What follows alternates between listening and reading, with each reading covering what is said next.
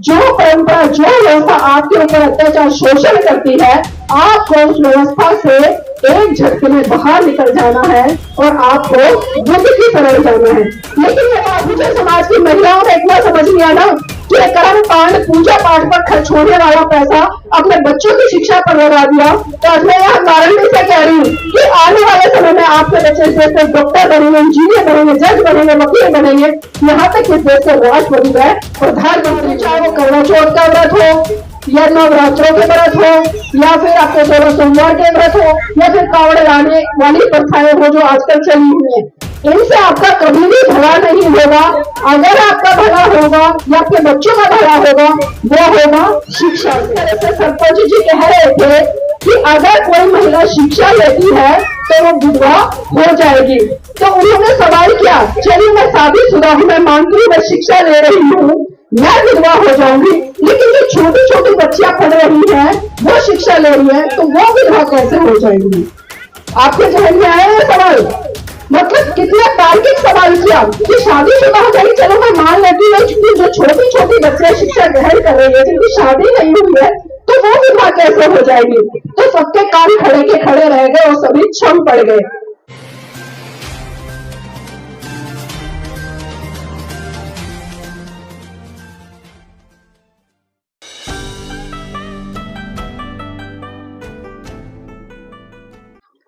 सर्वप्रथम महाकाली तथागत बुद्ध को अपनी संकल्पनाओं के सुमन अर्पित करते हुए समस्त भारतीय नारी के मुक्तिदाता, बहुजनों के मुक्तिदाता, दुनिया का सूरज, ज्ञान का प्रतीक, संविधान के रचयिता परम पूज्य बाबा साहब को सत सत नमन करते हुए बहुजनों को भारत में सत्ता के गलियारों तक ले जाने वाले साहब मान्यवर काशी राम जी को नमन करते हुए इस देश से पाखंडवाद को मिटाकर एक वैज्ञानिक सोच देने वाले पेरियार जी को नमन करते हुए अपनी 20 बीघे जमीन को बेचकर सच्ची रामायण का इतिहास रचने वाले ललन सिंह यादव जी को नमन करते हुए इस देश में शिक्षा की अलग जगह कर इस देश के लिए खासकर महिलाओं के लिए पहला स्कूल खोलने वाले फूले दंपति राष्ट्रपिता ज्योतिबा फूले और माता सावित्री बाई फूले जी को नमन करते हुए और इस देश में बहुत तार्किक तरीके से और मोटे तरीके से पाखंडवाद पर प्रहार करने वाले संत कबीर जी को नमन करते हुए और बहुजन समाज में जन्मे तमाम संतों, गुरुओं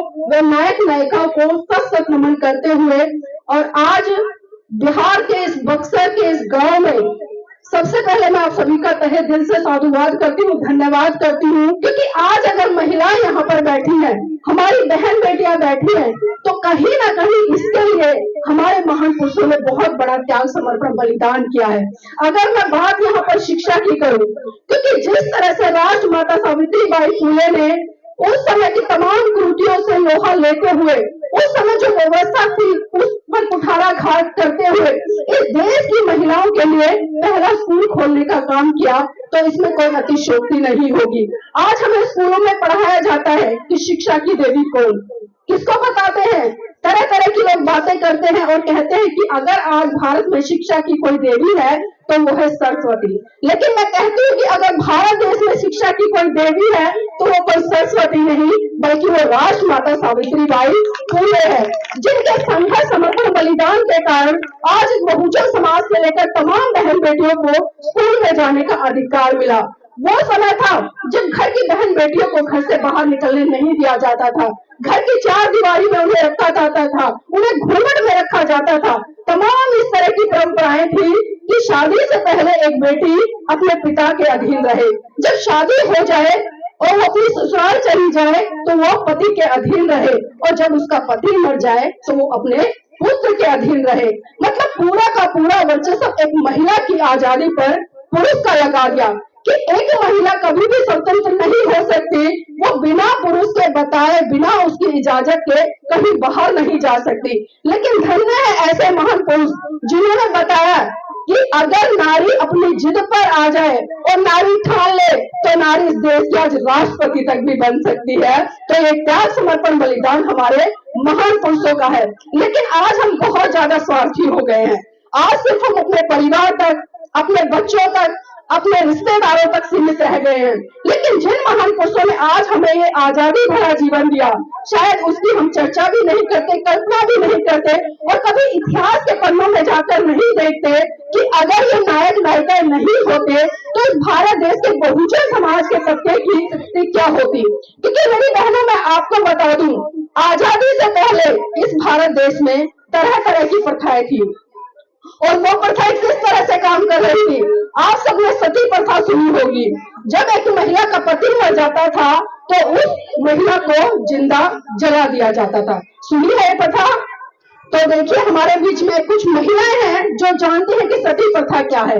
लेकिन मैं बता रही हूँ आपको कि आजादी से पहले इस भारत देश में ऐसी कुरीतियां थी, ऐसी प्रथाएं थी कि जब एक महिला का पति मर जाता था तो उस महिला को जिंदा उस पति के साथ में चिता पर बिठा दिया जाता था। वो चिल्लाती थी, रोती थी। और आज सोचिए, हम जब खाना बनाते, कई बार रोटी की भाप लग जाती है तो कितनी तेज हमें आग लगती है ना, जलन हाथों में। तो सोचिए, उस समय जब एक पति मर गया और उसकी पत्नी को जिंदा बैठाया जा रहा है तो उस पर क्या बीतती होगी। लेकिन हम कभी सोचते नहीं है। कभी इतिहास में इस तरह का प्रकरण आपने नहीं देखा होगा कि जब एक महिला मरी हो और उसके पति को जिंदा जलाया गया हो। कभी देखा है आपने? नहीं देखा शायद, क्योंकि हम अक्सर जाकर कभी चर्चा ही नहीं करते। कोई कि अगर पत्थर पूजने से ही भगवान मिल जाते तो मैं तो पहाड़ का पहाड़ पूज लेता। लेकिन ना तो इस बहुजन समाज के लोगों ने समझा, ना ही मेरी बहन बेटियों ने समझा। आज वो कहीं ना कहीं पत्थरों की पूजा में उलझी हुई है, उन्हीं पर अपना पैसा बर्बाद कर रही है, जो आपको लगातार गुलामी की तरफ धकेल रहा है। उनका इन पर विचार ही नहीं करते कि दूसरों ने कहा और हमने वैसा मान लिया। लेकिन मैं ये भी कहना चाहूंगी कि जब तक आप सही रूप में शिक्षा की देवी माता सावित्रीबाई फुले के त्याग, समर्पण, बलिदान को नहीं पढ़ेंगे, नहीं समझेंगे, अपने घर की बहन बेटियों को नहीं बताएंगे, तब तक हमारा जीवन पशुओं की भांति रहेगा। और शिक्षा पर एक महान कवि ने कहा है कि एशेन विद्या न तपो न दानम, एशेन विद्या न तपो न दानम, ज्ञान न शीलम, गुणो न धर्मम, ते मृत्यु लोके भूमि भार भूता, मनुष्य रूपेण मूर्खा चरंती। अर्थात आज जिसके पास विद्या नहीं है, जिसके पास तप नहीं है, जो दान नहीं करते, जिनका चाल चलन अच्छा नहीं है, जो चरित्रवान नहीं है, वो इस पृथ्वी पर घूमते तो हैं लेकिन पशुओं की भांति मनुष्य के रूप में विचरण करते हैं। अब आप खुद सहन कीजिए कि आपको पशुओं की भांति इस पृथ्वी पर घूमना है या आपको शील सदाचरण ग्रहण करके, शिक्षा ग्रहण करके, दान पारमिता का महत्व समझते हुए उससे आगे बढ़ना है। आज हमें अच्छे से अच्छा खाने को मिल रहा है, अच्छे से अच्छा पहनने को मिल रहा है, आज हमारे बच्चों को अच्छे स्कूल मिल रहे हैं पढ़ने के लिए। लेकिन सोचिए, उस समय जिस समय कोई सुख सुविधाएं नहीं थी, तमाम पाखंडवादी लोग, तमाम ब्राह्मणवादी व्यवस्था के लोग आपके पीछे हाथ धोकर पड़े थे। वो नहीं चाहते थे कि भारत देश की महिलाएं पढ़े या देश की महिलाएं घर की चारदीवारी से बाहर निकलकर पुरुषों के बराबर आए। क्योंकि जब आप शिक्षित होंगे तो क्या होगा, आप सवाल करना सीखेंगे, और जब सवाल करेंगे तो उन ब्राह्मणवादी व्यवस्था की जो दुकानें चल रही है लोगों की, वो दुकानें बंद हो जाएंगी। हम कभी सोचते भी नहीं है, मैं बार बार सोचने वाली बात कह रही हूँ, क्योंकि सारी चीजों की उत्पत्ति हमारे मन से होती है। महाकाली तथागत बुद्ध ने भी 2500 वर्ष पूर्व धम्मपद की पहली ही गाथा में कहा, बच्चे पढ़ रहे थे हमारे जो छोटे छोटे आचार्य हैं, कि मनोपुबंगमा धम्मा, मनोपुबंगमा धम्मा, मनोसेठा मनोमया, मनसा च पदुठे न भास्ति वा करोति वा, ततो न दुख मनवैति चक्कन व बहतो पदम।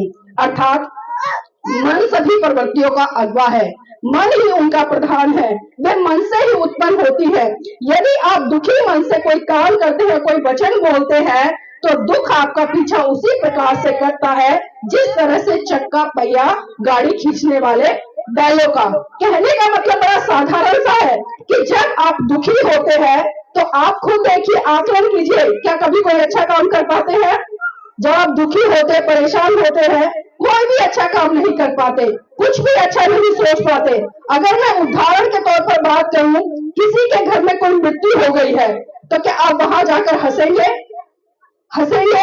या जिस व्यक्ति के घर गए हैं वो हंसेगा या आपसे खुशी भरी बातें करेगा? बिल्कुल भी नहीं करेगा। क्योंकि उसके मन में दुख है, उस समय पीड़ा है, वो उस समय दुख से गुजर रहा है।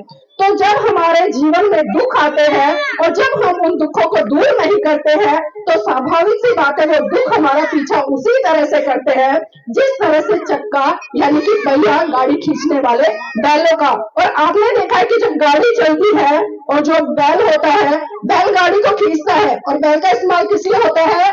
बोझ को उठाने के लिए। हम उसमें चारा डालते हैं, लकड़ी डालते हैं, तमाम चीजें डालते हैं, कई बार हम खुद उस बुग्गी पर बैठकर भी आते हैं। तो एक तरह से बोझ को खींचने का काम करता है। तो इसी तरह से हमारे गलत काम है या हमारे द्वारा जो गलत विचार बोले जाते हैं वो भी कहीं ना कहीं हमारे जीवन में बहुत बड़े स्तर पर दुख लाते हैं। लेकिन इन तमाम दुखों को दूर करने के लिए हमारे तमाम नायक नायिकाओं ने काम किया। मैं आज बात कर रही हूँ राजमाता सावित्रीबाई फुले जी की जयंती को लेकर, क्योंकि 1831 में उनका जन्म हुआ महाराष्ट्र में। और जिस तरह से बहुत चंचल स्वभाव की थी, माली परिवार से आती थी। और आप सोचिए आज हमारे बच्चे जो 8-8, 9-9 साल के हैं ठीक से खाना भी नहीं जानते, ठीक से बहुत सारी चीजें भी नहीं जानते। लेकिन उस समय जो बाल विवाह प्रथा थी, क्योंकि छोटी छोटी बच्चों की शादी कर दी जाती थी, बेटी 5 साल की नहीं हुई है, 6 साल की नहीं हुई है, माता पिता को चिंता सताने लगती थी कि अरे बेटी धीरे धीरे बड़ी हो रही है, इसकी शादी करनी है। तो आपका जानकर आश्चर्य होगा मेरी बहनों मेरे भाइयों, माता सावित्रीबाई फुले सिर्फ 9 साल की थी जब उनकी शादी राष्ट्रपिता ज्योतिबा फुले से हुई और उनकी उम्र सिर्फ 12 साल की थी। आप कुछ सोच कर देखिए कि 12 साल का बच्चा और 9 साल की बच्ची अपने वैवाहिक जीवन को कैसे चलाएंगे, कैसे सामाजिक चीजों को समझेंगे, कैसे परिवार की जिम्मेदारियों को समझेंगे, और शिक्षा का स्तर तो बहुत दूर की बात है। तो इसीलिए जब विवाह हुआ राष्ट्रपिता ज्योतिबा फुले और माता सावित्रीबाई फुले का, मैं आपको बता दूं माता सावित्रीबाई फुले बड़ी जिज्ञासु थी और शादी से पहले की एक घटना है, वो अपनी माता के साथ में बाजार गई और जो वो बाजार से कुछ पकोड़े जलेबी लेकर आ रही थी तो कूदते खेलते रास्ते में खाती आ रही थी, क्योंकि अक्सर जब हम बच्चों को लेकर जाते हैं, हमारे बच्चे भी दुकान से कोई चीज खरीदते हैं तो खाते पीते रास्ते में चलते हैं। तो जब वो घर की तरफ आ रही थी रास्ते में एक पादरी जी खड़े थे और जब पादरी जी वहां पर कुछ बांट रहे थे तो सावित्रीबाई फुले जी की इच्छा हुई कि सफेद वस्त्र में कोई व्यक्ति खड़ा है और कुछ बांट रहा है तो मैं भी देखती हूँ। तो पादरी जी ने माता सावित्रीबाई फुले को पास बुलाया और उनसे कहा कि बेटे कभी भी चलते फिरते आपको खाना नहीं खाना है, क्योंकि कई बार होता है हमारे गले में अटक जाता है या हम गिर जाते हैं ठोकर लगकर तो घटना घट सकती है कोई, तो इसलिए आप घर लेकर जाए और इसको आराम से खाए। और जो पादरी थे उन्होंने अपने थैले में से एक बिस्किट का पैकेट निकाला और एक पुस्तक सावित्रीबाई फुले को दे दी और सावित्रीबाई फुले सारे सामान को अपनी झोली में लेकर दौड़े दौड़े घर चली गई। और ये घटना कोई ब्राह्मणवादी व्यवस्था का व्यक्ति देख रहा था और जैसे ही सावित्रीबाई फुले अपने घर पहुंची तो उनकी माताजी आग बबूला हो गई। बच्ची नहीं जानती थी कि क्या कारण है कि माताजी इतना क्रोध कर रही हैं, तो उन्होंने कहा ए सावित्री इधर आ, ये बिस्किट का पैकेट किसने दिया तुझे, ये किताब कहाँ से लाई? छोटी सी बच्ची क्या समझ पाती। उसने बताया कि रास्ते में एक पादरी जी खड़े थे सफेद वस्त्रों में और मैं खाना खाते आ रही थी, तो उन्होंने जिस तरह से बताया पूरी घटनाक्रम उनके सामने रख दी। तो उन्होंने कहा कि माताजी उन्होंने तो मुझे बिस्किट ही दिया और पुस्तक दी है। तो जो ब्राह्मणवादी व्यवस्था का व्यक्ति था, क्योंकि उस समय बहुत ज्यादा प्रचलन था, वो कहते थे कि अगर भारत के बच्चे पढ़ना लिखना सीखेंगे तो उनका धर्म है वो भ्रष्ट हो जाएगा, इसलिए बहुजन समाज के लोगों को पढ़ने लिखने से रोका जाता था और खासकर महिलाओं पे तो बहुत बड़े स्तर पर पाबंदी थी। लेकिन सावित्रीबाई फुले बड़ी जिज्ञासु थी। उस समय उन्होंने सारा सामान तो साइड में रख दिया, माँ की डांट भी सुन ली, लेकिन उसके बाद में चुपके से उन्होंने किताब निकाली और उस किताब के एक के बाद एक पन्ने पलटकर वो देखने लगी। अनपढ़ थी, समझ में कुछ आता नहीं था, लेकिन फिर भी जिज्ञासा थी। कुछ चित्र उसमें बने थे, उन चित्रों को बहुत ज्यादा प्रयास किया उन्होंने समझने का, लेकिन वो समझ नहीं पाई और उनके जहन में एकाएक बात आई कि अगर मैं पढ़ी लिखी होती तो मैं समझ जाती कि इस पुस्तक के अंदर क्या लिखा है, क्या उससे मेरा भला हो सकता है, या जो अन्य लोग कह रहे हैं कि धर्म भ्रष्ट हो जाएगा इन पादरियों की पुस्तक पढ़ने से, तो क्या ऐसा सच में होगा? मैं पढ़कर तो देखती। मतलब बहुत सारे सवाल उस छोटी सी बच्ची के मन में उत्पन्न हुए। फिर उसके बाद में और भी इसी तरह से तमाम घटनाएं घटती रही। और जो माता सावित्री बाई फुले हैं, उनके पिता थे, बहुत ही क्रांतिकारी विचारों के थे, सामाजिक गतिविधियों में बहुत ज्यादा सम्मिलित रहते थे और काफी संपन्न भी थे। इसी तरह से जब माता सावित्री बाई फुले आसपास में कोई भी पंचायत होती थी, वो वहां जाती थी, वो देखती थी किस तरह से समाज में बहुत सारी कुरीतियां पनप रही हैं। और वो अपने पिता के साथ में जो फैसले होते थे, छोटे छोटे फैसलों को बड़ी बारीकी से, बड़े ध्यान से देखती थी और उन चीजों को कई बार अपने व्यवहार में भी लाती थी। और जब उनके आस पड़ोस में कोई इस तरह की घटना होती थी, तो माता सावित्री बाई फुले खुद कहती थी कि पिताजी मुझे भी साथ लेकर चलना और इस बार फैसला मैं करूंगी। तो देखिए उस छोटी सी बच्ची के अंदर कितनी जिज्ञासा थी, चीजों को समझने की, सामाजिक जो परिस्थिति थी उसको समझने की, ऊंच नीच को समझने की, धर्म के नाम पर जिस तरह से लोगों के ऊपर अत्याचार शोषण हो रहे थे उसको समझने की। तो उसके बाद में मैंने जैसे बताया कि 9 साल की उम्र में उनकी शादी हो गई और जब वो अपने ससुराल गई तो बहुत सारी ऐसी घटनाएं घटी वहां पर, जिसको लेकर कहीं ना कहीं उनके मन में बहुत ज्यादा आघात भी पहुंचा। और जब राष्ट्रपिता ज्योतिबा फुले, क्योंकि काफी जागरूक थे और काफी चिंतित भी थे, खासकर इस देश की जो महिलाएं थी, उस समय उनकी जो स्थिति थी, जिस तरह से उनके ऊपर पाखंडवाद, आडम्बरवाद, धर्म का कर्मकांड, इनका बहुत ज्यादा प्रचलन था कि छोटी छोटी चीजों को लेकर महिलाओं को डरा दिया जाता था कि आप उसकी पूजा नहीं करेंगी तो आपके बच्चे को ये हो जाएगा, आप ये नहीं करेंगी तो ये हो जाएगा, आप किसी के सामने आएंगी तो ये हो जाएगा। मतलब पूरी तरह से महिलाओं को गुलाम बनाने का काम आजादी से पहले किया जाता था। और इसी चीज को राष्ट्रपिता ज्योतिबा फुले ने समझा और उन्होंने निर्णय लिया कि सबसे पहले मैं अपनी जीवन साथी यानी कि जो उनकी पत्नी थी सावित्री बाई फुले, उनको पढ़ाऊंगा और उनके माध्यम से मैं इस देश की छोटी छोटी बच्चियों के लिए स्कूलों की स्थापना करूंगा। और उसी का नतीजा रहा कि राष्ट्रपिता ज्योतिबा फुले जब खेत में काम करते थे, क्योंकि घर में तो वो माहौल था नहीं कि वो उन्हें पढ़ा सके, क्योंकि बहुत सारी पाबंदियां थी। जब राष्ट्रपिता ज्योतिबा फुले खेत में काम करते थे तो माता सावित्री बाई फुले दोपहर में उनके लिए खाना लेकर जाती थी।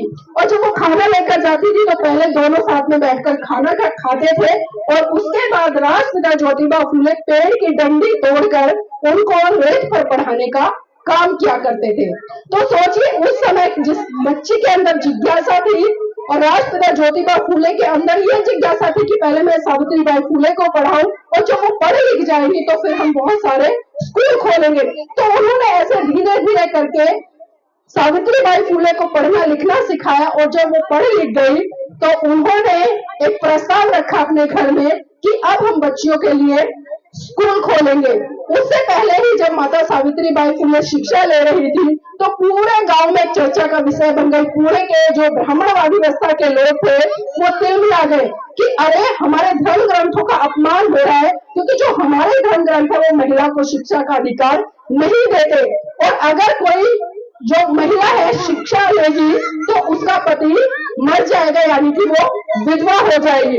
और इसी चीज को लेकर चारों तरफ हलचल मच गई और जो पुणे में एक बहुत बड़ी पंचायत हुई, उस पंचायत में जो ज्योतिबा फुले जी है उनके पिताजी को भी बुलाया गया और सभा ने एक निर्णय लिया कि चाहे तो ज्योतिबा फुले जी के पिता दोनों जो जीवन साथी है फुले दंपत्ति, उनको घर से बाहर निकाले या फिर उनकी शिक्षा पर रोक लगाए।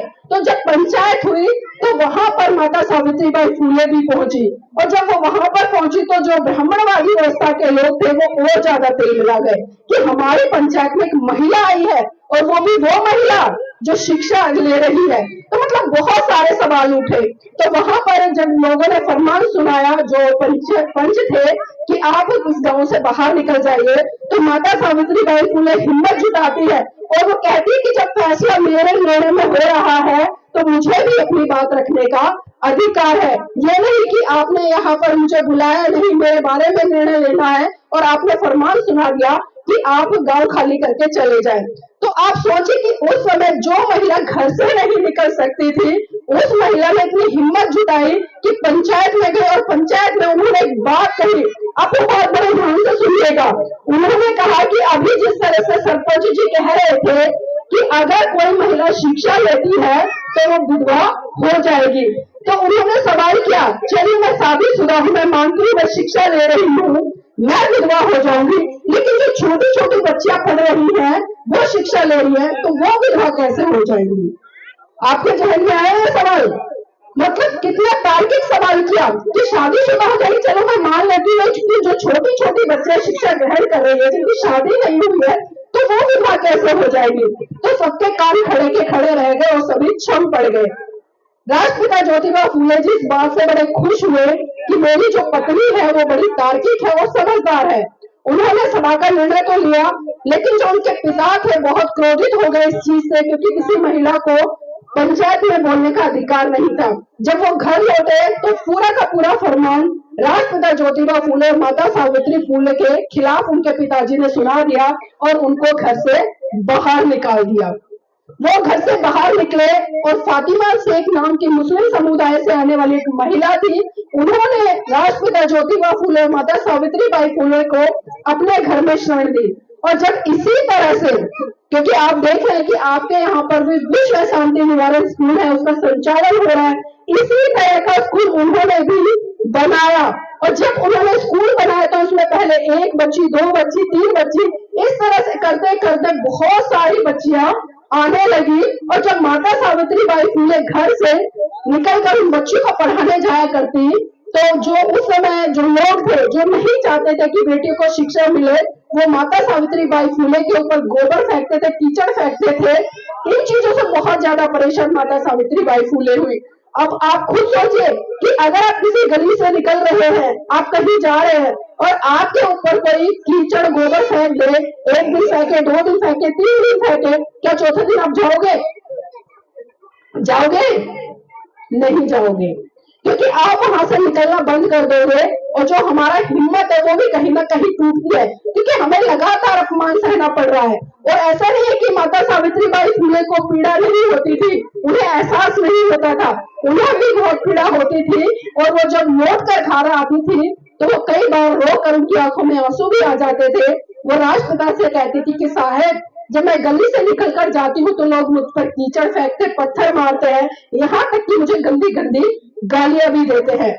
तो राष्ट्रपिता ज्योतिबा फूले उन्हें समझाते थे कि इसी चीज से तो आपको आगे बढ़ना है, इसी चीज से तो आपको ऊपर उठना है, क्योंकि वो लोग चाहते हैं कि आप किसी तरह से इस देश की बेटी को पढ़ाने का काम ना करें और आप हार कर, थक कर, अपमानित होकर घर बैठ जाए।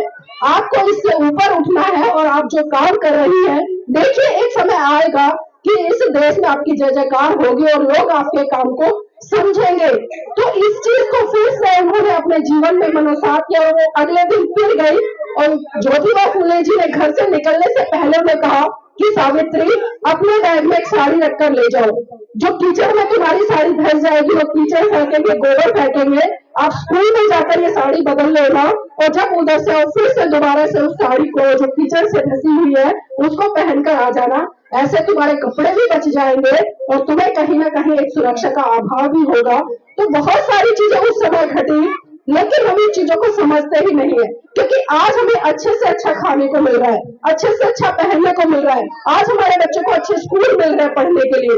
लेकिन सोचिए उस समय, जिस समय कोई सुख सुविधाएं नहीं थी, तमाम पाखंडवादी लोग, तमाम ब्राह्मणवादी व्यवस्था के लोग आपके पीछे हाथ धोकर पड़े थे। वो नहीं चाहते थे कि भारत देश की महिलाएं पढ़े या देश की महिलाएं घर की चारदीवारी से बाहर निकलकर पुरुषों के बराबर आए, क्योंकि जब आप शिक्षित होंगे तो क्या होगा, आप सवाल करना सीखेंगे और जब सवाल करेंगे तो उन ब्राह्मणवादी व्यवस्था की जो दुकानें चल रही हैं लोगों की, वो दुकानें बंद हो जाएंगी। क्योंकि उस समय तमाम प्रथाएं थी, जैसे घूंघट प्रथा हो या फिर सती प्रथा हो या जिस तरह से बाल विवाह हो, क्योंकि छोटी छोटी बच्चियों के भी विवाह कर दिए जाते थे और जब वो बच्ची का पति मर जाता था, जिंदा भी जलाया जाता था।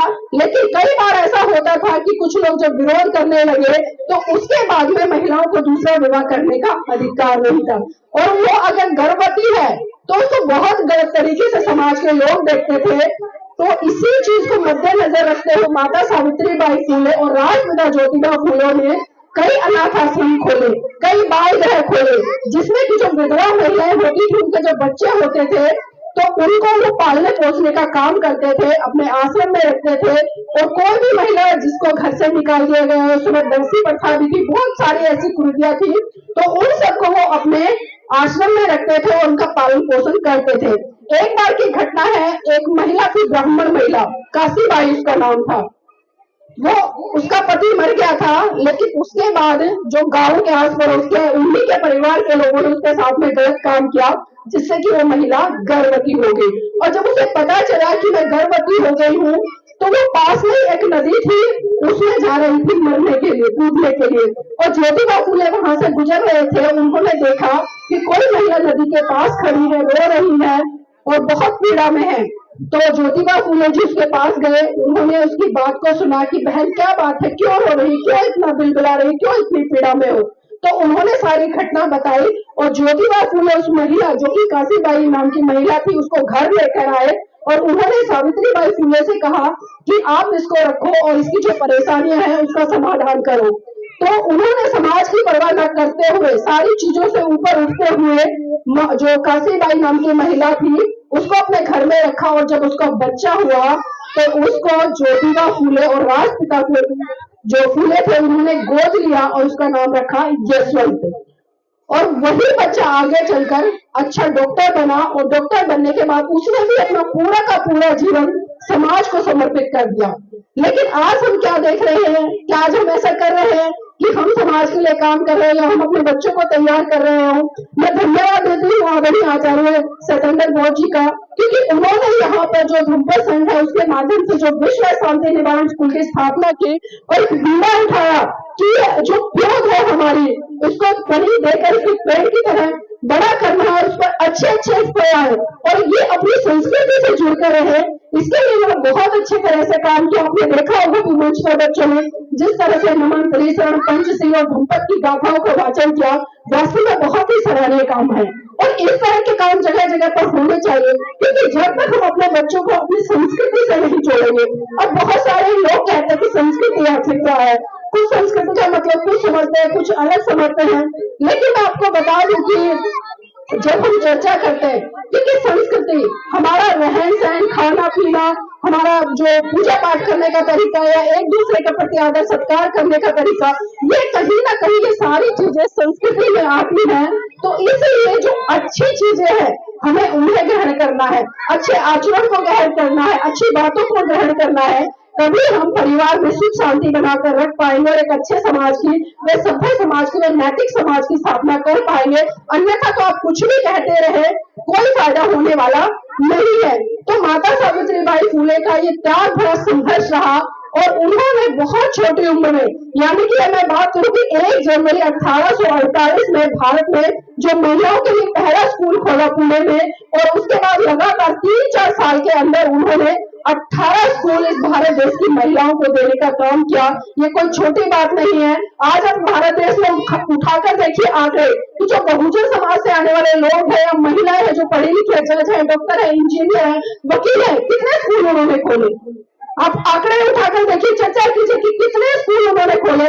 शायद कोई इक्का दुक्का हमें अपवाद के रूप में मिल जाए, लेकिन माता सावित्रीबाई फूले को देखिए कि उस समय जब उनके पास कोई अधिकार नहीं थे, आजाद नहीं था भारत, उस समय उन्होंने 18 स्कूल आप सबको देने का काम किया और उन्हीं का नतीजा रहा कि आज अगर हम मंच पर बोल रहे हैं, आप मेरे सामने बैठी है, तो ये हमें समझना चाहिए।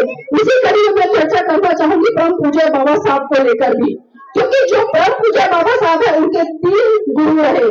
अगर मैं पहले नंबर पर बात करूं महाकारुणिक तथागत बुद्ध, क्योंकि जो बुद्धिज्म है परम पूज्य बाबा साहब ने महाकारुणिक तथागत बुद्ध से लिया। और आप सभी जानते हैं कि 1935 में एवरा की धरती पर बाबा साहब ने घोषणा की थी कि मैं हिंदू धर्म में पैदा हुआ, ये मेरे बस की बात नहीं थी, लेकिन मैं हिंदू धर्म में मरूंगा नहीं। और ठीक 21 साल बाद 14 अक्टूबर सन 1956 को नागपुर की पावन धरती पर परम पूज्य बाबा साहब ने अपने लाखों अनुयायियों के साथ में बौद्ध धर्म की दीक्षा ली। तो सोचिए 1935 में घोषणा कर रहे हैं और 1956 में जाकर वो बौद्ध धर्म को ग्रहण कर रहे हैं। मतलब पूरे 21 साल उन्होंने क्या किया, हम सोचते हैं कि क्या किया। 21 साल उन्होंने लगातार धर्म का अध्ययन किया, तमाम धर्म ग्रंथों को पढ़ा, चाहे वो जैन हो, सिख हो, ईसाई हो, हिंदू हो। तो जब मुझे लगा कि इस भारत देश की अगर कोई सबसे सर्वश्रेष्ठ धर्म है जहां पर मेरे लोग सुरक्षित रह सकते हैं, बहन बेटों की रक्षा हो सकती है, सभी समान दृष्टि से एक दूसरे के साथ में उड़ बैठ सकते हैं, तो उन्होंने बुद्ध की शरण ली और साफ साफ कहा कि ऐ मेरे भारत के लोगों और खासकर मेरे बहुजन समाज से आने वाले लोगों, जो परंपरा जो व्यवस्था आपके ऊपर अत्याचार शोषण करती है, आपको उस व्यवस्था से एक झटके में बाहर निकल जाना है और आपको बुद्ध की शरण जाना है। लेकिन ये बात हम में से कितने लोगों ने समझी? शायद नहीं समझी। कितने लोग हैं यहाँ पर जो बोध है? एक बार हाथ उठाएंगे जो बोध है। कहाँ? चलिए ताली बजा दीजिए इन सभी के लिए अगर ईमानदारी से हाथ उठाया है। अगर ईमानदारी से अपने हाथ उठाए तो वास्तव में आप साधुवाद के पात्र हैं। लेकिन मैं बार बार कहती कि हम मंच सजा लेते हैं, मंचों से बड़े बड़े भाषण दे लेते हैं, हम बाबा साहब की जय जयकार कर लेते हैं और अक्सर एक नारा सुनते हैं कि हम अम्बेडकरवादी हैं, संघर्षों के आदि हैं। लेकिन ना तो हम अम्बेडकरवादी हुए, न ही संघर्षों के आदि हुए। आज हम सिर्फ चिल्लाने तक सीमित रह गए हैं, क्योंकि अगर सही रूप में हम बाबा साहब का सम्मान करते तो बाबा साहब के दो सपने थे, अभी आदरणीय जी बता रहे थे। वो चाहते थे कि पूरा का पूरा भारत बोध में हो, वो चाहते थे कि बहुजन समाज का जो तबका है वो इस देश की सत्ता पर राज करे। लेकिन विडंबना है कि आजादी के 77 साल बीत चुके हैं, ना तो हम देश की सत्ता पर काबिज हो पाए और ना ही हम भारत को बोध में बना पाए। तो बताइए क्या इससे हम अपने आप को कह सकते हैं कि हम इन महान पुरुषों के अनुयायी हैं? क्या मेरी बहनों में यही कहना चाहूंगी कि आपके बीच में एक से बढ़कर एक यहाँ महान विभूतियों की तस्वीरें लगी हुई है। सतगुरु कबीर साहिब जी, जिन्होंने साफ साफ कहा कि पाथर पूजे हरि मिले, पाथर पूजे हरि मिले तो मैं पूजू पहाड़, तासे तो चाखी गली जो पीस खाए संसार। यानी कि अगर पत्थर पूजने से ही भगवान मिल जाते तो मैं तो पहाड़ का पहाड़ पूज लेता। लेकिन ना तो इस बहुजन समाज के लोगों ने समझा, ना ही मेरी बहन बेटियों ने समझा। आज वो कहीं ना कहीं पत्थरों की पूजा में उलझी हुई है, उन्हीं पर अपना पैसा बर्बाद कर रही है, जो आपको लगातार गुलामी की तरफ धकेल रहा है। कितनी महिलाएं आज करवा चौथ का व्रत करती हैं? ईमानदारी से हाथ खड़े करना। कितनी महिलाएं करवा चौथ का व्रत करती हैं? कोई नहीं करता करवा चौथ का व्रत। शायद कुछ और बोलते होंगे आपके यहाँ पे, कुछ और बोलते हैं ना। पता है मुझे पूर्वांचल या इधर बिहार में ये त्योहार बहुत ज्यादा प्रचलन में है, जो अगर आप नहीं करती हैं तो बहुत अच्छी बात है, अगर ताली बजा लीजिए खुद के लिए। लेकिन यहाँ पर मुझे पता है शायद छठ पूजा होती है। छठ पूजा होती है ना? कितने लोग करते हैं? हाथ उठाने पर कितनी महिलाएं छठ पूजा जो छठ मैया है उसका व्रत करती है? कोई नहीं करता? पक्का सब करते हैं। देखिए इधर पुरुष बोल रहे हैं कि सब करते हैं और महिलाएं मना कर रही है, तो मतलब आप झूठ बोल रहे हो। झूठ बोल रहे हैं ना? और हम बच्चों को सिखाते हैं कि झूठ बोलना पाप है, बोलते हैं वैसे। हम बड़े होकर खुद झूठ बोल रहे हैं, बात है। अच्छा चलिए ये बताइए कितनी बहन बेटियां ऐसी हैं या महिलाएं हैं जो 16 सोमवार के व्रत करती हैं? कोई नहीं करता है। शिव जी का व्रत कौन कौन करता है? कावड़ लेने कौन जाता है? यहाँ पर कावड़ लेने कोई नहीं जाता। बड़े जागरूक लोग हैं इस गांव के, जाते हैं। बच्चे सच बोल रहे हैं, वो कह रहे हैं जाते और महिलाएं मना कर रही है। अब देखिए बच्चों का यहाँ पर सिखाया गया कि सच बोल रहे हैं, इसलिए बच्चे सच बोल रहे हैं और आप छुपा रहे हैं। मेरी बहनों में आपको बता दूं, चाहे वो करवा चौथ का व्रत हो या नवरात्रों के व्रत हो या फिर आपके 16 सोमवार के व्रत हो या फिर कावड़ लाने वाली प्रथाएं हो जो आजकल चली हुई है, इनसे आपका कभी भी भला नहीं होगा। अगर आपका भला होगा या आपके बच्चों का भला होगा वो होगा शिक्षा से, क्योंकि बाबा साहब ने साफ साफ कहा कि शिक्षा शेरनी का वो दूध है जो जिसे जितना पिएगा उतना दहाड़ेगा। तो आज अपने बच्चों को शिक्षित करिए, क्योंकि जिस दिन आपके बच्चे शिक्षित हो गए तो वो उन सत्ताधारी लोगों से भी सवाल करना सीख जाएंगे जो आज इन बच्चों की शिक्षा छीन रहे हैं, जो इनके ऊपर अत्याचार शोषण कर रहे हैं, इनके रोजगार छीन रहे हैं। और आज बहन बेटी की खुलेआम जिस तरह से आबरू इज्जत तार हो रही है, तो हमें सबसे पहले शिक्षित होना है और शिक्षित होने के बाद जागरूक भी होना है। क्योंकि बाबा साहब ने कहा कि मैं किसी भी समाज की उन्नति इस बात से आता हूँ कि समाज की महिलाएं कितनी पढ़ी लिखी हैं और कितनी जागरूक है। पढ़े लिखे होने से फायदा नहीं है। आज हमने ऐसे डिग्री होल्डर देखे, अगर मैं सुप्रीम कोर्ट की जज की भी बात करूं, महिला होगी या हाई कोर्ट में हो, तमाम ऐसी महिलाएं जो पाखंडवाद में लिप्त है, तमाम ऐसी महिलाएं जो मानते हैं कि एक वर्ष में पतियों की लंबी उम्र हो जाएगी, जो तमाम महिलाएं ऐसे जो छठ मैया के पूजा जो करती है, पूरा दिन ठंडे पानी में खड़ी रहती है, जो भी होता है मुझे नहीं पता क्योंकि मैं नहीं करती हूँ, लेकिन मुझे पता है कि इन सबसे कुछ भी होने वाला नहीं है, क्योंकि आपसे बढ़कर भला आपका कोई नहीं कर सकता। कोई कर सकता है तो क्या? आपसे बढ़कर भला आपको कोई कर सकता है?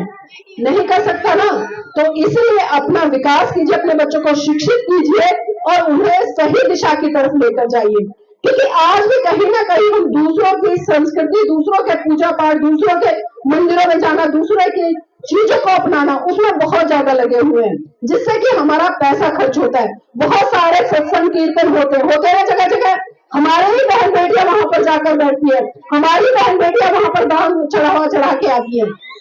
आपने कभी सोचा कि आपका पुरुष सुबह निकलता है कमाने के लिए, चाहे आंधी हो, तूफान हो, बारिश हो, वो 8-9 घंटे ड्यूटी करके आता है या झाड़ी मजदूरी करके आता है, और जो वो पैसा अपना खून पसीने की कमाई से कमा कर लाता है, आप उसी पैसों को सत्संगों में, कीर्तनों में, जागरणों में लुटाने का काम करती है। तो एक शर्म की बात है ना हमारे लिए। वो पैसा बचाकर आप अपने बच्चों की शिक्षा पर लगाओ। और जिस दिन मैंने बहुजन समाज की महिलाओं ने इतना समझ लिया ना कि कर्म कांड पूजा पाठ पर खर्च होने वाला पैसा अपने बच्चों की शिक्षा पर लगा दिया, तो आज मैं यहाँ गारंटी से कह रही हूँ कि आने वाले समय में आपके बच्चे इस देश में डॉक्टर बनेंगे, इंजीनियर बनेंगे, जज बनेंगे, वकील बनेंगे, यहाँ तक इस देश के राष्ट्रपति व प्रधानमंत्री भी बनेंगे। लेकिन जरूरत है आपको जागरूक होने की और उसी के साथ साथ में आपको शिक्षित होने की, क्योंकि एक महिला जब शिक्षित होती है ना तो 2 परिवार शिक्षित होते हैं ना, एक मायका और दूसरा शादी के बाद ससुराल। लेकिन जब पुरुष शिक्षित है तो खाली एक पुरुष ही एक ही परिवार तक सीमित है, लेकिन जब महिला जागरूक हो जाती है, शिक्षित हो जाती है, तो वो 2 परिवार को बड़ी आसानी से जागरूक कर सकती है, पाखंडवाद से निकाल सकते हैं, रूढ़िवादी परंपराओं से निकाल सकती है। तो यही काम हमारे नायक नायिकाओं ने किया। किसी ने आपको एक वैज्ञानिक धर्म दिया, किसी ने भारत में इस धर्म को स्थापित करने के लिए तमाम शिलालेख इस भारत देश में स्थापित करा दिए, अपने 2 बच्चे धर्म पर कुर्बान कर दिए। सम्राट अशोक की बात करी, संत कबीर ने आपको एक से बढ़कर एक तार्किक बातें कही जिससे कि आपका कल्याण हो सके। उसके बाद में राष्ट्रपिता ज्योतिबा फूले, माता सावित्रीबाई फूले की तस्वीरें, उन्होंने शिक्षा के क्षेत्र में बहुत बड़े स्तर पर काम किया, बाल विवाह जैसी प्रथा की उन पर रोक लगाई, और जिस तरह से महिलाओं के साथ में जो धर्म के नाम पर भेदभाव होता था, धर्म के नाम पर अत्याचार होता था, उसको रोकने का काम किया। बहुत सारे बाल गृह खोले। उसी कड़ी में बाबा साहब आपको भारत का संविधान देकर, उस संविधान में तमाम हक अधिकार देकर उन्होंने तो आपकी जिंदगी की काया ही पलट दी। और सबसे महत्वपूर्ण, क्योंकि बाबा साहब कहते थे कि संविधान तभी अच्छा हो सकता है जब वो अच्छी मानसिकता वाले लोगों के द्वारा चलेगा, और वो गलत हो सकता है। तो यही चीजें हैं। इसी कड़ी में साहब काशीराम जी, आप सभी जानते हैं कि बहुजन समाज के लोग कभी सत्ता में जाने की नहीं सोच सकते थे। वोट का अधिकार तो बाबा साहब आपको संविधान में दे गए, चुनाव लड़ने का अधिकार बाबा साहब दे गए, और उसको जमीन पर उतारा साहब मानवर काशीराम जी ने। तो मैं बस यही कहना चाहूंगी मेरी बहनों, मेरे भाइयों, समय बहुत ले लिया है मैंने आपका, कि देखना बहुत कुछ है, देखना बहुत कुछ है, देखते रहिए। देखना बहुत कुछ है, देखते रहिए। करना बहुत कुछ है, करते रहिए। समाज आज भी बलिदान मांगता है, पर सच तो यह है मेरे भाइयों, मेरी बहनों, आज आपसे आपकी जान नहीं, आपका ईमान मांगता है, आपका ईमान मांगता है। और मैं धनपत सिंह को बहुत बहुत साधुवाद देती हूँ कि इस कड़ी में उन सबने मुझे आमंत्रित किया, और धनपत सिंह के जो संस्थापक है आदरणीय एडवोकेट साहब जी, मैं उनका भी तहे दिल से साधुवाद करती हूँ और उम्मीद करती हूँ कि इसी तरह से हम पूरे भारत देश में अपने बहुजन नायक नायिकाओं को कारवा को आगे बढ़ाने के लिए इन छोटे छोटे बच्चों को अपनी संस्कृति से जोड़ने का प्रयास करें। और उस कड़ी में बिहार में जो शुरुआत किया आदरणीय आचार्य सत्येंद्र जी ने, उनका भी मैं तहे दिल से बहुत बहुत साधुवाद करती हूँ, धन्यवाद करती हूँ। सभी को जय हिंद, नमो बुद्धाय।